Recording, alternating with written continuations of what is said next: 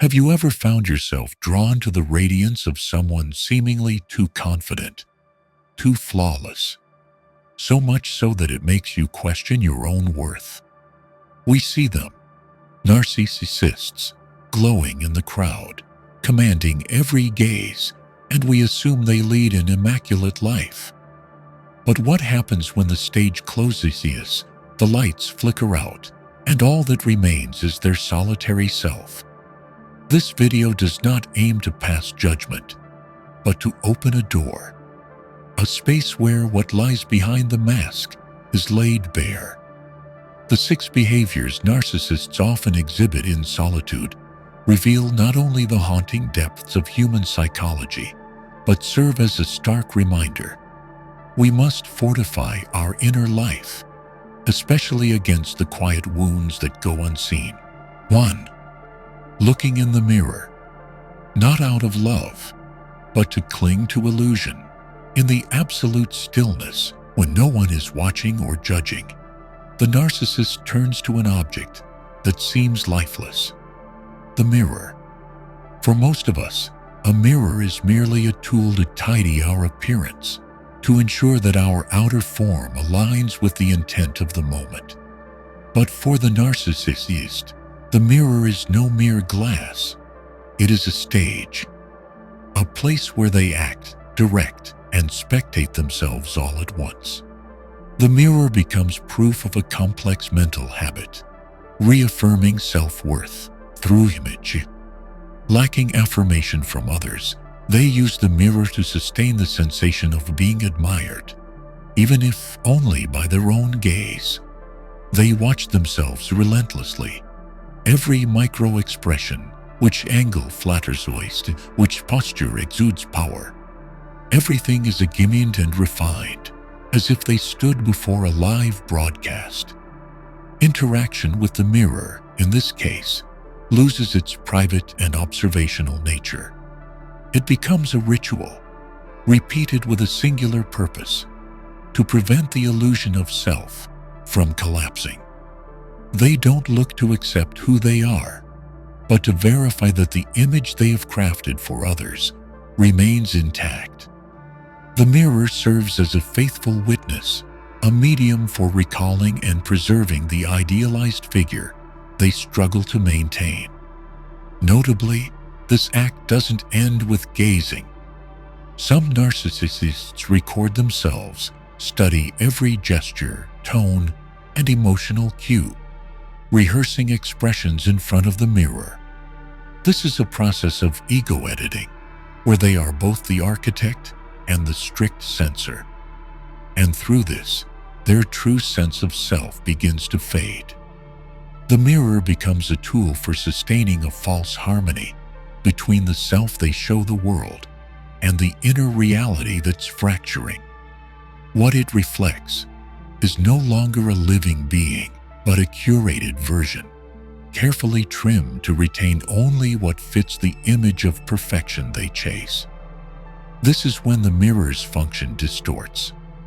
Instead of helping them recognize themselves honestly as a tool for self-confrontation, it becomes a veil against truth. It no longer reflects reality, but an illusion, sustained by habit and fear. This obsession arises from a need to control perception, a defining trait of narcissistic psychology. Alone, they cannot bear being unseen, becoming invisible in the eyes of others. The absence of attention unsettles them. The mirror offers a temporary fix, a visual substitute for presence, their own image lit by their own hand. This leads to a vicious cycle. The more they rely on the reflection, the further they drift from authentic feeling. The more they build an ideal version to admire, the harder it is to accept the flawed human within, marked by unresolved wounds.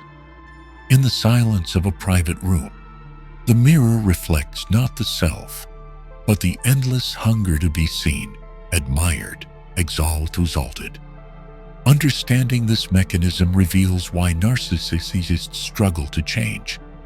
not merely because they are selfish or undisciplined, but because they are accustomed to a world where the mirror is the center and the image within more important than true emotion. When affirmation from others fades, they are forced to affirm themselves through the image. But that is only a temporary salve, never a substitute for a stable sense of worth, which can only be built on honesty and the courage to face oneself. In the inner life of the narcissist, praise is not just something they expect from others. It becomes a private ritual, especially in complete Stoicism. With no applause in the public square, no admiring gaze from the crowd, they return to themselves to recreate the acknowledgement that once made them feel valuable. Self-praise, whether whispered, thought, or performed, is not a sign of healthy self-love. In the narcissist's case, it becomes a psychological ritual, repeated to fortify the persona they have so meticulously built. They tell themselves they are excellent, unique, superior, not because they truly believe it, but because they cannot face the possibility that they are merely Fantasies, ordinary. This repetition is compulsive, not a spontaneous act, but a reflex triggered by emptiness. Like an addict reaching for the next dose, the narcissist uses flattery as an emotional anesthetic. It soothes the insecurity, eases the fear of fading, of being forgotten, of losing value in silence. What's striking is the complexity of these imagined praises. They go beyond beauty or achievements. They include entire scenarios where they are the triumphant protagonist.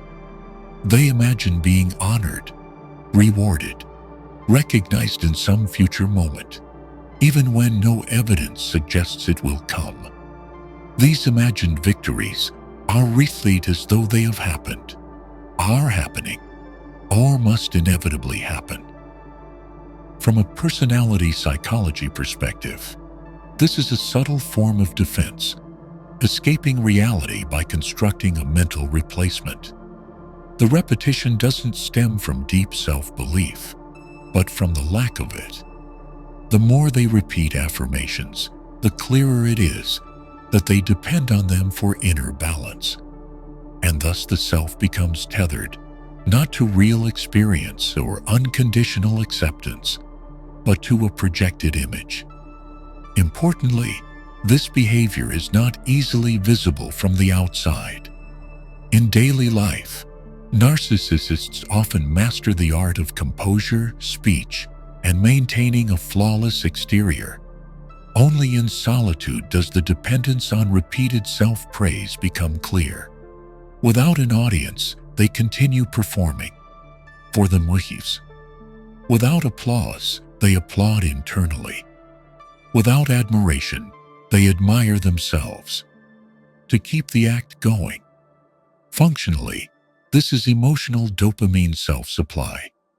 The repetition generates a temporary sense of control, of visibility, even if imaginary. But like all unsustainable comforts, the effect is brief and feeds a negative loop. After each cycle of praise comes emptiness, then the need to repeat, louder, more intensely, to fill the unhealed void. Thus, praise ceases to be a sign of self-love. It becomes the emblem of an unacknowledged wound. Instead of facing the truth that worth cannot be sourced solely from others' gaze, they cling to an old message, repeated in hope that, if said enough, it might one day become real. In the end, this behavior reveals not only something about the narcissist, but about human nature itself when confronted with its deepest fear, that we are worthless when unseen, unrecognized, or unpraised. In solitude, these repeated affirmations are not proof of love, but symptoms of a relentless inner conflict between the crafted image and the truth beneath. 2. Chaotic inner dialogue. When hero and coward dwell in the same mind, within the narcissistic mind, emotional stability around the self is fragile. They tend to idealize themselves as flawless figures, yet quickly spiral into harsh self-condemnation when external validation fades or perceived threats arise. Alone, this duality becomes stark through internal dialogues filled with contradiction and conflict. In moments of total isolation, when no gaze admires, no voice affirms, the narcissist often constructs an inner stage. On this stage, they are both the celebrated hero and the condemned wretch. The voices in their mind are never neutral or gentle. They oscillate between extremes. One moment, they exalt themselves, more intelligent, more gifted, victims of envy the next. These praises turn venomous, lashing out with brutal self-accusation, doubting even their right to exist. This shift is not the fruit of honest introspection, but the byproduct of a disordered mechanism, where the self-image is built not from objective truth, but from the reflections of others. When affirmation ceases, their internal compass spins wildly. Lacking a stable center, they fall into alternating states of self-aggrandizement and self-abasement, two poles of a fractured ego. These monologues often unfold in heightened emotion. Without an external force to regulate perception, they fall into binary thinking, either supremely superior or utterly worthless. There is no middle ground, no acceptance of being a complex being with both light and shadow. This reveals a deep absence of self-compassion, a hallmark of narcissistic defense. Each swing between self-praise and self-contempt frays the psyche and drains the spirit.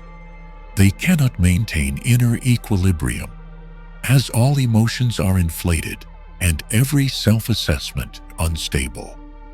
Grandiosity quickly collapses into guilt, shame, or emptiness, only to be rescued by imagined victories or self-justification. This phenomenon is often mistaken for humility or self-evaluation. But the difference lies in motive. True humility arises from an accurate understanding of one's place in the broader whole. The narcissist's oscillation is rooted in a fear of worthlessness. If they are not extraordinary, they fear becoming invisible. If unrecognized, they see no reason to believe in their own positive existence. Lacking clear emotional boundaries, they are vulnerable to the ghosts of past critiques, where a single harsh word can resurface and fuel new rounds of self-attack. At the same time, they can resurrect old praise in their imagination as a form of self-rescue. Whether inflated or deflated, each state carries a distorted message. I can never be wrong, or I am nothing at all. Understanding this cycle reveals why narcissists often repel closeness and cause pain in relationships.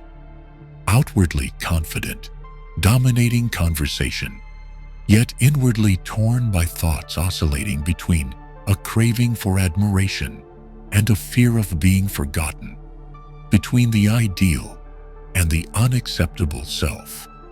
In isolation, the narcissist is not silent. They often speak to themselves, not in fragmented thoughts like most people, but in organized theatrical monologues. They may speak aloud, repeating arguments once used to persuade others, or rehearse imaginary dialogues where they fail. This is no ordinary inner voice. It is a private performance where they are actor, audience, and director in one. These monologues are highly dramatized. Topics range from rebutting critics, reaffirming past arguments, to envisioning scenarios where they are praised, validated, triumphant. Words are carefully chosen, at times calm, at times enhancing, often paired with gestures or facial expressions, as if before a real audience. This reflects a central psychological need to control the story told about them, by others, or by themselves. Unlike healing introspection, where one confronts their flaws and motives honestly, the narcissist's monologue serves no such end. It is a tool for control and preservation of the constructed self. When reality escapes their grip, or when others' perceptions slip out of reach, they create a substitute world, one that conforms to expectation. In that world, they never lose, never err, and always deliver the final word. The language in these inner dialogues is sharp, assertive, and defensive. They plead their case before an imaginary jury. Their arguments are not weighed, they are declared. This reveals a rejection of fallibility, something essential to human nature, in favor of redefining the entire story to suit the ego. Notably, these monologues are not just emotional recovery. They are acts of regaining control lost in real-world interactions. When they cannot rewrite what happened, they reimagine it, with a victorious outcome. This is a refined denial of reality. They do not erase the facts, but build a parallel version to soothe themselves. Even if they cannot change others, they win by controlling the script in their mind. The repetitive nature of this habit shows deep dependence on the feeling of control and fear when it vanishes. Each self-conversation not only reinforces their persona, but erodes their capacity for objective perception. When every mental script ends in personal triumph, their ability to listen, adapt, and accept feedback withers. Even in fantasy, the undefeated role blocks lessons born of real failure. This is a stubborn psychological loop. The more they need to control their image, the more they must retell the story their way. But the more they shape the story to favor themselves, the further they drift from reality. And thus, the more they lose control in life. Their use of words to maintain power is not a sign of strength, but a deep fear. Fear that if they fall silent, they will disappear. Fear that if they stop explaining, they will cease to exist. In this context, words are no longer just tools of communication. They become shields for the ego. And the relentless inner performances played in private pull them deeper into a curated reality, where they are always right, always victorious, always revered. But that reality lives only in the mind, not in the world they inhabit. 3. Nurturing revenge fantasies as a false source of power. When the narcissist loses control over their image in the eyes of others, especially after rejection, criticism, or wounded pride, they often trigger a defensive psychological mechanism rooted in imagination, constructing elaborate visions of revenge. Unlike fleeting bursts of anger, these scenarios are deliberately crafted, often prolonged and repetitive, serving to compensate for the helplessness felt in reality. Imagined revenge is not rare in the human interior. Many who've been wronged have, in passing, envisioned a moment of payback. But for the narcissist, this is no passing impulse. It becomes a fixed part of emotional processing. Retaliation in the mind doesn't help them move beyond negative emotions. It serves to reassert lost dominance. Each mental victory over the one who hurt them, temporarily, restores a sense of power they believe they deserve. These fantasies are rarely vague. The narcissist reconstructs past events in precise detail, words, gestures, expressions. then rewrites the outcome in their favor. In these imaginings, they humiliate the other, force an apology, or compel acknowledgement. They always emerge the absolute victor, not only prevailing, but being praised, feared, or glorified. The illusion of regained control soothes the sting of real-world defeat. Psychologically, this is a refined form of denial. When reality cannot be altered, the mind crafts a substitute where things unfold as desired. Rather than accepting that they cannot dictate others' reactions, the narcissist builds an inner world where control is absolute. What distinguishes them is the frequency and emotional reliance. These scenes are replayed like rituals, each one delivering a euphoric rush, no different from a sedative for a bruised ego. This leads to a dangerous psychological loop. The more they fail in life, the more they cling to fantasy. And the more vivid the fantasy, the more detached they become from feedback or behavioral adjustment. Revenge in imagination delays, not dissolves, reality. Each false victory adds a layer of insulation from the truth, numbing their capacity to truly confront pain. This mental compensation often expands into broader, social vengeance scenarios. Visions of triumphant success, widespread acclaim, and regret from those who once doubted them. These imagined futures may serve as a life force, replacing genuine drive. But without real effort or growth, they widen the gap between expectation and actuality. A key feature is the lack of self-awareness. Narcissists often don't realize they're using fantasy to escape. To them, these scenarios are deserved, inevitable, even just. Unable to see the unreality in these acts, they struggle to break the cycle and are frequently disappointed when reality fails to match the script. Ultimately, revenge fantasy in narcissism is not mere anger. It is a deeper mechanism of ego compensation. It reveals a struggle with powerlessness and an addiction to a curated self-image. And this dependence prevents true healing, for they are not seeking to recover. They are seeking to reclaim a lost performance. In the narcissist's inner world, revenge imagination doesn't end with getting back at someone. It evolves into elaborate performances where they conquer not just enemies, but reaffirm a supreme status, morally, intellectually, and emotionally. These fantasies function as a mental theater, a stage where their constructed self is immortal, invincible, untouchable. On the surface, such visions may resemble a natural response to hurt. But for the narcissist, these scenes ignore time, space, and logic. They are not about restoring justice, but delivering sweeping punishment, where the other is not merely defeated, but degraded, rendered worthless, and forced to admit inferiority.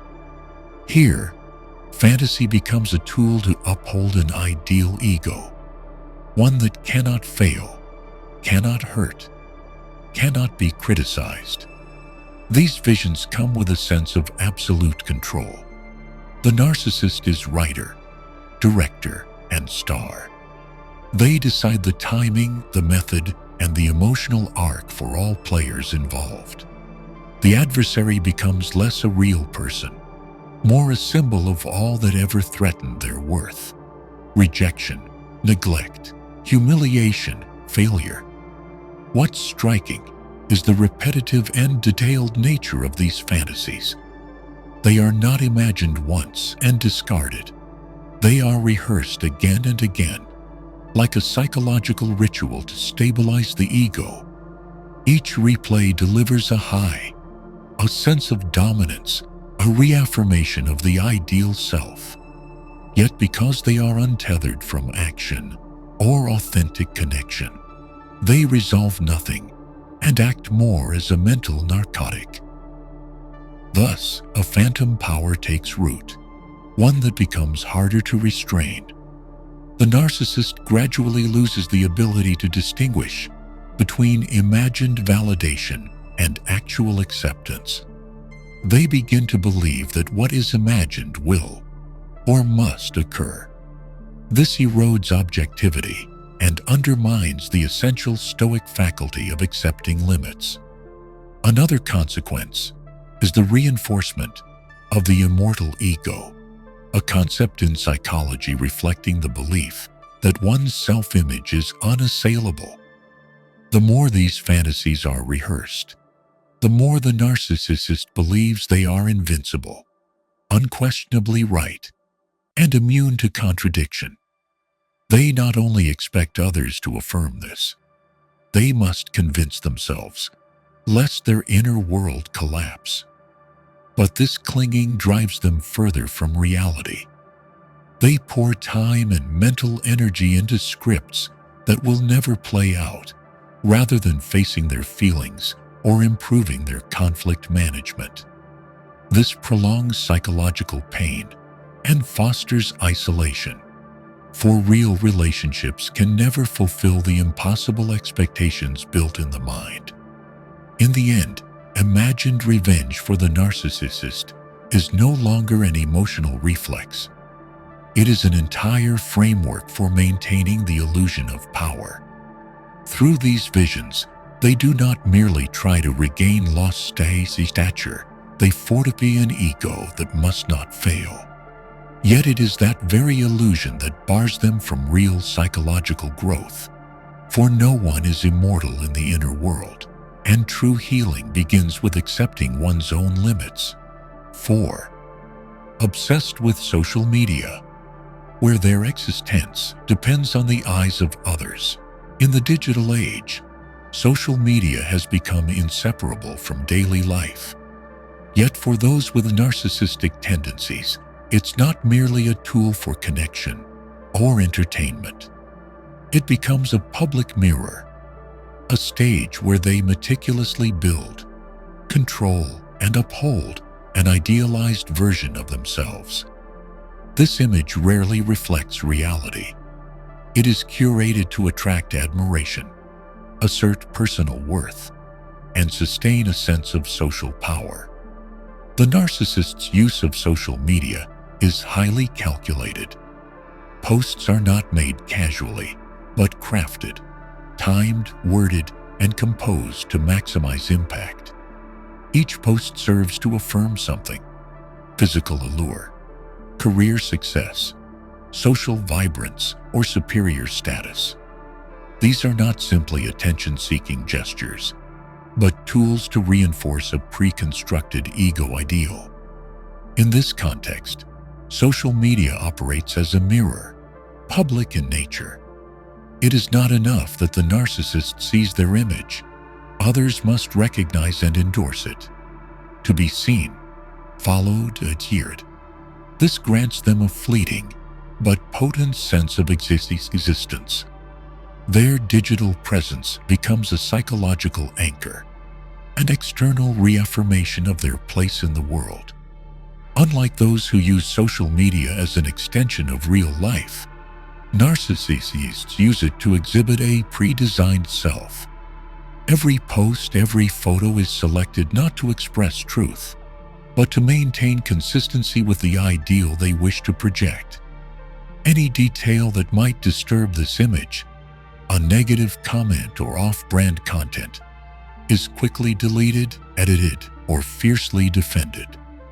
This obsession reflects a deeper psychological wound, the fear of being ordinary. To be perceived as average, with flaws, failures, or limitations, is intolerable. Thus, social media becomes a platform for the upgraded self, constantly appearing superior. This manufactured image doesn't just attract admiration. It soothes the inner void where self-worth depends on external validation. But this constant image management breeds dependency. As the narcissist works tirelessly to perfect and protect their ideal self, emotional exhaustion sets in. Every post becomes a psychological gamble. Praise brings satisfaction. Lukewarm response shakes their self-esteem. This cycle consumes energy, trapping them in a loop where personal worth hinges on social feedback. In truth, for the narcissist, social media is not just a digital platform. It is a theater of the ego, where the idealized self is cultivated and defended like a core psychological asset. Understanding this role is key to explaining their compulsive, controlling, and often excessive online behavior. For them, social media offers not just visibility, but a steady stream of social proof that they matter. Likes, comments, shares, they aren't mere metrics. They're signals of attention, approval, and admiration. Despite the fickle and unstable nature of online interaction, narcissists treat these numbers as critical markers of self-worth. This dependency renders them emotionally fragile and volatile when engagement falls short of exploitation. Online attention becomes emotional fuel. When abundant, it lifts them into confidence and euphoria. When it wanes, they fall into anxiety, irritation, and ego threat. These responses aren't isolated. They recur systematically, making the individual reliant on engagement as a sort of inner mirror, seeing themselves through the eyes of the crowd. This pattern is evident in the compulsive platform checking, constant profile updates, and overreactions to even slight fluctuations in stats. Narcissists often spend excessive time analyzing feedback. Which posts performed best? What captured the audience? When to post for maximum impact? These behaviors go beyond normal social media use. They reflect a psychological dependency where inner worth is no longer self-sourced, but externally priced. The result is behavioral self-adjustment, not based on authenticity or connection, but on optimizing engagement. Narcissists may alter their persona entirely to suit public taste, so long as it keeps them in the spotlight. When engagement declines, they feel lost, invisible, even non-existent, because their sense of being is tied to outer affirmation. This dependency erodes their ability to build independent self-worth. They no longer feel enough unless stood so. Their emotions and confidence become unstable, easily derailed by criticism, a poorly performing post, or mere silence from followers. Over time, they become obsessed with reinventing themselves, chasing novelty to regain attention. They may resort to shock value, extreme opinions, or manufactured controversy, not to share truth or offer substance, but to provoke reaction and reclaim visibility. Ultimately, this reliance on online interaction traps the narcissist in a prison of external validation. Even if they momentarily feel powerful or celebrated, that feeling fades unless constantly fed by public attention.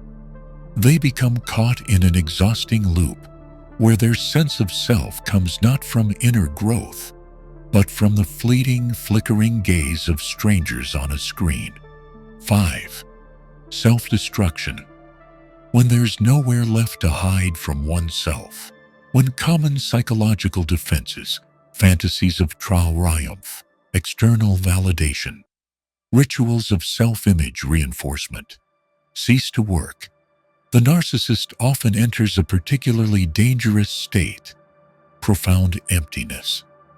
This is not ordinary sadness or solitude, but a form of identity erosion, where they no longer recognize who they are unless reflected through the eyes of others. In this state, they become emotionally vulnerable, and disoriented, leading to various forms of self-destructive behavior. Self-destruction need not be overt, like self-harm or suicide. In narcissists, it is often indirect, yet systematic and deeply damaging. Common manifestations include substance abuse, reckless sexual behavior, compulsive spending, thrill-seeking, or sabotaging close relationships. These acts tend to occur when emotions push past their limits, where the individual can no longer bear the emptiness and meaninglessness they feel within. From a psychological standpoint, this is a form of avoidance, not unlike anesthesia in medicine. Just as we numb physical pain with drugs, narcissists use self-destructive behavior to numb emotions they cannot face or articulate. Drinking, spending, or seeking intense stimulation temporarily redirects attention away from their internal void, even if only for a moment. A notable feature of this behavior is its repetition and escalation. When a self-destructive act brings momentary relief, the narcissist tends to repeat it to keep avoiding negative emotions. But as these behaviors fail to address the root, their effect diminishes. The result: they escalate into more extreme forms, seeking the same escape from inner emptiness. Over time, this becomes a conditioned pattern of psychological self-harm. At the same time, their lack of emotional self-regulation reinforces this cycle. Narcissists often lack healthy coping tools, such as journaling, confiding in loved ones, or seeking professional help. They also resist acknowledging their need for support, as doing so could be seen as weakness, an affront to the ideal image they strive to maintain. So when emotions overwhelm, self-destruction becomes their default. Ultimately, self-destructive behavior damages both body and mind, and slowly severs the narcissist from reality. Each act of temporary relief further erodes their ability to confront true emotion, narrowing the path to inner growth. They live in a state of emotional suppression, not understanding or guiding their feelings, making healing an increasingly distant possibility. At the core of the narcissistic psyche lies an intense attachment to the idealized self-image. This is not mere vanity, but an identity forged through years of effort, where flaws are forbidden, failure intolerable, and inner weakness denied. When this image is fractured by criticism, personal failure, or even silence, the narcissist doesn't just feel pain. They feel as if a part of their self has been lost. Within this context, self-destruction becomes a complex psychological response. The individual punishing themselves for letting the image collapse. Unlike avoidance, this form of harm is not meant to escape emotion. It is meant as penance. They cannot tolerate the notion of being no one without admiration or perfection. To them, imperfection equals total worthlessness. This reaction stems from a fragile self-esteem, built not on inner acceptance, but on constant external reinforcement. When that reinforcement vanishes, rather than using it as an opportunity to reflect or grow, the narcissist blames themselves, harshly, irrationally. They begin to despise who they are, believing themselves to be failures, unlovable, even unworthy of existence without their ideal self.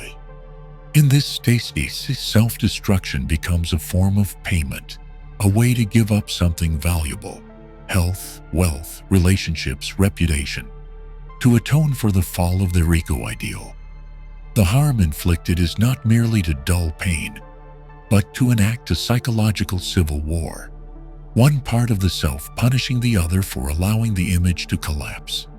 Moreover, their inability to accept imperfect versions of themselves keeps them from healthy recovery. They reject therapy to avoid being labeled. They avoid sharing real pain out of fear it may damage their image. They resist seeking help, believing it exposes weakness. These barriers make self-destruction seem like the only option once their defense system breaks. This behavior is rarely a one-time collapse. It often repeats as they continue crashing against reality, where no one can maintain perfection forever. Each encounter with limitation feels like betrayal from within, triggering recurring crises. And rather than learn to accept, they plunge deeper into cycles of punishment to relieve shame and cling to the last illusion of control. In essence, self-destruction here is not impulsive. It's the result of failing to reconcile the real self with the ideal. When a person refuses to be human with limits and flaws, each failure feels catastrophic, and self-harm becomes a desperate response to a reality they cannot accept. 6. The ritual of self-glorification. Rebuilding a world where they are the center. When external validation fades, or the idealized self-image feels threatened, the narcissist often retreats into ritualistic behaviors, repetitive, deliberate, and symbolically charged. These are not mere habits or coincidences of routine. They serve a clear purpose: to reinforce the ideal self and preserve a sense of control in a world they believe is psychologically hostile to their existence. These rituals take many forms, from obsessively organizing personal spaces by an internal logic to reciting affirmations aloud in front of a mirror. Whether simple or elaborate, they serve one function: to stabilize a crumbling ego. Constantly arranging belongings into perfect order isn't just about outer neatness. It mirrors a deeper desire to restore inner order as admiration and recognition slip away. These behaviors often emerge at specific moments after rejection, professional failure, or social invisibility. In such times, rituals act as a personal stabilizer, a recovery script of sorts. They grant the narcissist command over a predictable sequence of actions, while the external world remains chaotic and uncontrollable. Self-affirmations are a frequent element in these psychological rites.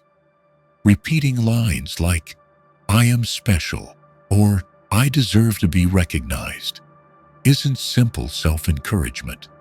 It's compulsion. They must hear these messages to quiet their fear of abandonment or failure. In their mind, if these affirmations cease, the ideal self will fracture, giving rise to a sense of invisibility, worthlessness, or non-existence. Because these rituals are emotionally charged and repeated, they form a kind of pseudo-spiritual ecosystem. The narcissist may not believe the content of what they say or do, but they trust in its effect. This is why the rituals happen in private, shielded from judgment or interruption, protecting the perfection of their internal performance. Yet their ritualism by design never addresses the deeper instability. It merely gives the illusion of control. After each performance, without durable inner support or real-world affirmation, they relapse, unsteady, ritual-bound, momentarily restored, then once again lost. In essence, their deliberate repetition isn't superstition. It's a psychological tactic to uphold the ideal self in the absence of social recognition. These rituals may soothe, but they also expose their dependency on an image not born of self-acceptance. but of fear. Fear that their flaws, if seen as seen, would destroy them. When external attention fades, narcissists retreat inward, where they can dictate everything. In this imagined world, they are not just protagonist, but director, screenwriter, and audience. This is a reconstruction of reality, driven by need. To retain the feeling of control, worth, and superiority, regardless of real-world outcomes. It is systematic and frequent, a spiritual defense against the feeling of being unseen, failed, or dethroned. In that inner realm, they script victories. They envision debates they win, lectures met with thunderous applause, or moments where doubters return to beg forgiveness. Whether plausible or not is irrelevant. What matters is control. The fantasy allows them to dictate every ending. This imagination has a distinct psychological function. It is not idle daydreaming. It is ego maintenance in a vacuum of external feedback. Every imagined success reassures them that they still exist, that they are still the person they believe themselves to be. Brilliant, influential, admired. The world outside may be indifferent or even hostile, but within, they are always seen as they wish to be. Notably, the more wounded they feel in reality, the more they cling to this internal world. Rejection, dismissal, disrespect, all increase their time spent in fantasy. It's not just emotional shelter. It's an ego fortress, temporarily shielding a self-esteem eroded by the world. In this form, imagination becomes resistance, defying invisibility through an inner presence of grandeur. But this imagined world is not without cost. Living in idealized scenarios dulls their ability to adapt to the real. They may reject opposing views, overreact to criticism, or lose the capacity to take feedback constructively. They suffer deeply when life fails to follow the internal script, because in their mind, they've rehearsed victory too often to accept defeat. Moreover, this process strengthens the belief that the world owes them recognition. It manifests in arrogance, demands for admiration, or repeated boasts of unproven success. These outward expressions mirror an inner world where they remain the central sun and others mere satellites revolving around their glory. In the end, constructing imagined realities is a psychological strategy to retain a sense of power and self-worth in the absence of actual affirmation. That world may not exist outside their mind, but within it, it is indispensable, a space where they cannot be rejected, cannot fail, and are always admired, even as the real world grows colder and more indifferent. We cannot control the behavior of others, especially those driven by narcissistic tendencies who operate through constant validation and emotional manipulation. But what we can control is how we respond. For me, one of the most profound lessons of Stoicism is not to become cold or detached, but to learn how to observe without absorbing, to preserve inner peace even when others attempt to invade it with their chaos. There was a time when I was entangled in a painful relationship with someone like that. Outwardly charming, successful, magnetic, but behind it all, invisible fury, endless monologues, and impulsive acts of destruction, all to prove they still held control. I once believed I could heal them. But what I came to understand is this: we cannot heal others by harming ourselves. Stoicism taught me to set boundaries, not out of resentment, but out of wisdom.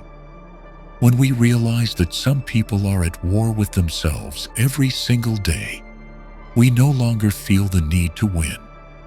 We step back, not from weakness, but from clarity. And that, choosing reason in the midst of emotional storms, is the bravest act one can offer oneself. If you found value in this content, please like, subscribe, and turn on notifications so you won't miss future videos. Every act of support helps not only to spread wisdom, but also serves as a quiet reminder that we are not alone in our pursuit of autonomy and tranquility. We do not need to be perfect, only aware enough not to lose ourselves. See you in the next video.